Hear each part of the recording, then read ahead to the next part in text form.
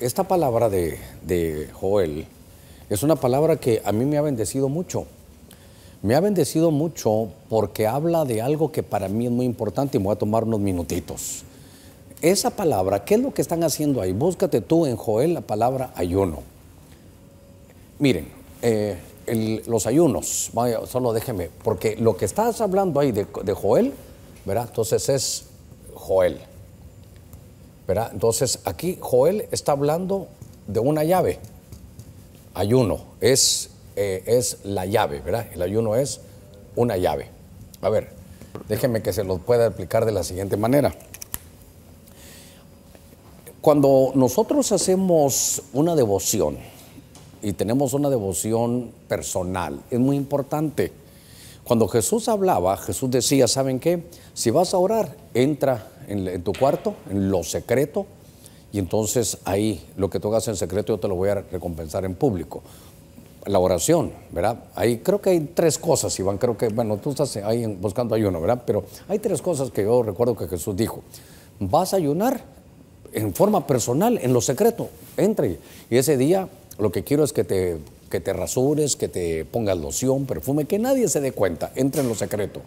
Vas a orar, entra en lo secreto. Vas a dar una ayuda, que la palabra griega es limosna, es limosín, pero es una ofrenda, pero que va al pobre.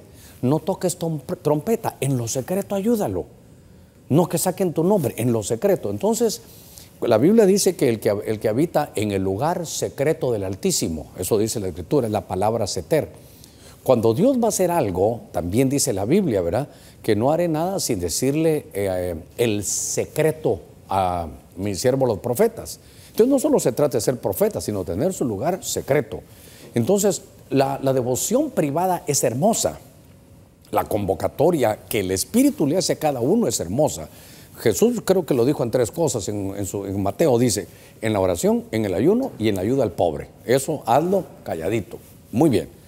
Pero también hay cosas que no son secretas, no, que son en público. Y aquí lo que pasaba, había una llave que abrir. ¿Por qué? Porque si no mal recuerdo, en los días de Joel, toda la maquinaria de bendición se detuvo. ¿Por qué? Porque, digamos, número uno, el pueblo sembraba. El pueblo sembraba. Entonces venían las lluvias del Señor, la lluvia temprana y la lluvia tardía, lluvia temprana y lluvia tardía. Número tres, esto traía cosechas, entonces el pueblo era bendecido con lo que había sembrado. Número cuatro, entonces traían sus diezmos y sus ofrendas, los traían al sacerdote, diezmos y sus ofrendas. Entonces, luego que tenían eso, venían los sacerdotes y recibían de ellos. Entonces, los sacerdotes lo que hacían es ministraban para llevar las ofrendas al Señor. Entonces, el Señor se agradaba. Entonces, el Señor se agradaba del pueblo. El Señor se agrada, voy a poner aquí. Y entonces lo que pasaba, perdóneme que leí la espalda tanto tiempo, pero este era más o menos un círculo de bendición, y después voy a pedir que lo borren. Pero entonces venía el Señor y se agradaba. Entonces lo que hacía el Señor es, al agradarse, mandaba las lluvias. Que hubiera lluvia era una bendición, esa era la señal de bendición, porque literalmente uno que puede hacer, uno lo que puede hacer es sembrar, pero nada más. Se puede haber esforzado por sembrar, pero nada más. Y luego entonces que Dios mandara la lluvia, entonces había un círculo virtuoso, ¿verdad? Virtuoso. Yo sembraba, Dios mandaba la lluvia, tenía las cosechas, recibía las cosechas, me quedaba con lo mío, llevaba mis ofrendas y diezmos al sacerdote. El sacerdote tenía su trabajo, agarraba las ofrendas de la gente, lo presentaba al Señor, el Señor se agradaba, mandaba lluvias y empezaba aquel círculo de bendición. Pero de pronto el pueblo se olvidó de tanto que tuvo, recibía cosechas y entonces rompió el círculo porque ya se olvidó de Dios y rompió aquí. Entonces como ya no habían ofrendas que el pueblo daba, el sacerdote ya no tenía trabajo, la gente ya no llegaba, la gente ya no estaba, y entonces Dios ya no se agradó, y entonces ya no mandó lluvias, y vino una crisis tremenda. Vino una crisis tremenda. Usted lean en el libro de Joel, pocos capítulos, pero tienen una enseñanza tremenda. Entonces, de pronto, ya no llovió. Entonces no importaba qué sembraban, porque aunque sembraban ya no iba a haber cosechas porque no había lluvia. La lluvia era como la respuesta de Dios, era la respuesta de Dios. Hay lluvia, Dios está agradado. Entonces de pronto esto se anuló.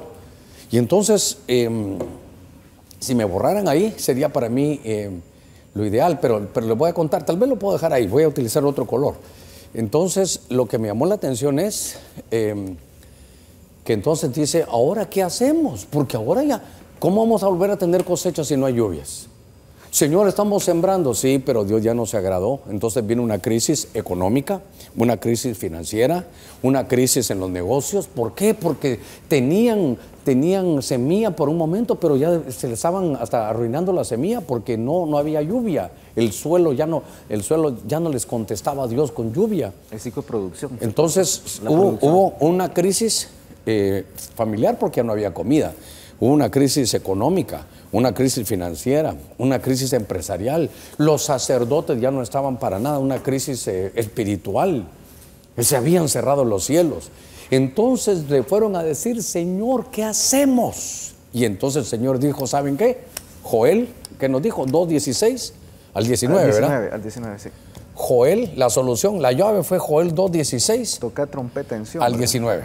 Ayuno y convocada asamblea. Tocar trompeta en Sion. Por eso es lo que ponemos en los ayunos. Tocar trompeta en Sion. Señor, pero el ayuno en lo privado. Ahora no. Ahora va a ser un ayuno congregacional.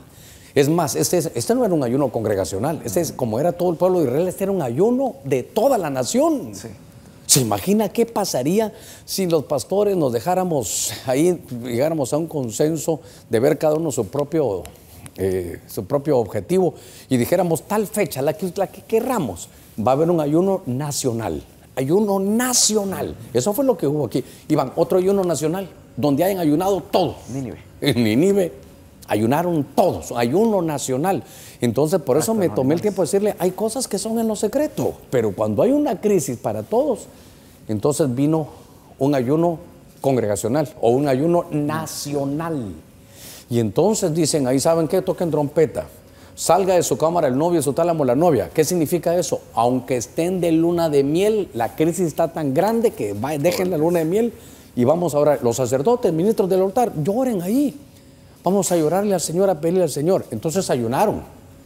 Y entonces dice el Señor, ¿saben qué? Le voy a mandar la lluvia temprana, la lluvia tardía. Entonces vino la respuesta de Dios.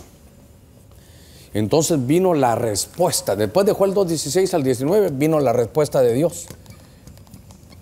Y la respuesta de Dios es he aquí os envío, Iván, Allí dice 2:19. Grano, mosto Mosto y aceite. y aceite. Y os saciaréis de ello, y nunca más os entregaré al oprobio. Entonces, dice ahí, yo los voy a enviar. ¿Qué va a hacer el Señor? ¿Sabe qué hizo el Señor? Como ellos ya no tenían ni cómo ofrendar para abrir los cielos, ni cómo agradar a Dios, Dios mandó lluvia. Entonces les dijo, les voy a dar la oportunidad. Entonces el ayuno abre los cielos, también abre los cielos. Y entonces notemos aquí que es algo importante. Cuando dicen grano, es la palabra dagán en el hebreo. Cuando dicen mosto, creo que es tirosh. Y cuando dicen aceite, creo que es el aceite yatzar. Eso, no sé si tú lo puedes ver ahí, Iván. Sí, pero voy a cerrar con esto. Entonces lo que vino el Señor es que les mandó la lluvia, les abrió los cielos. Pudieron sembrar, pudieron cosechar, y entre las cosechas les dijo, yo les voy a dar grano, mosto, aceite y seréis saciados. Es el lindo. Voy a cerrar. Sí, pastor, tirosh es tirosh es el vino. El mosto y el aceite es el yitzhar. Yatzar, muy bien. Entonces voy a cerrar. ¿Cuál fue la llave? El ayuno. El ayuno, deje congregacional, nacional. Miren, yo me abro para todos los pastores públicamente. Ustedes solo digan qué día ayunamos. Los de Tegucigalpa, hasta de la zona norte a la sur, este y oeste. con todos los pastores, todas las confraternidades, díganme ustedes qué día nos ponemos a ayunar, y que sea un ayuno nacional del pueblo del Señor. Con la crisis que tenemos en el país, sería decirle al Señor, vamos a la llave del ayuno, ni siquiera congregacional, sino fuera un ayuno nacional. Entonces dice Dios, te voy a dar grano. La palabra de Agán es multiplicarse. Te viene la unción de multiplicar que está del libro de Génesis para todos nosotros. Luego dice el vino tirosh, que es el vino dulce, esa es la vida del Espíritu. Y el aceite, ¿sabe qué es? Te habilito para que tu negocio salga. Te habilito para lo que no se daba, se dé. Te habilito para la bendición que estaba trabada, se destrabe. Que Dios nos conceda esta bendición a todos. Una vez más me abro, en humildad como usted quiera, que las confraternidades de los evangélicas nos diga qué día ayunamos todos como nación, pidiéndole por nuestra tierra. Y Dios va a hacer los cambios.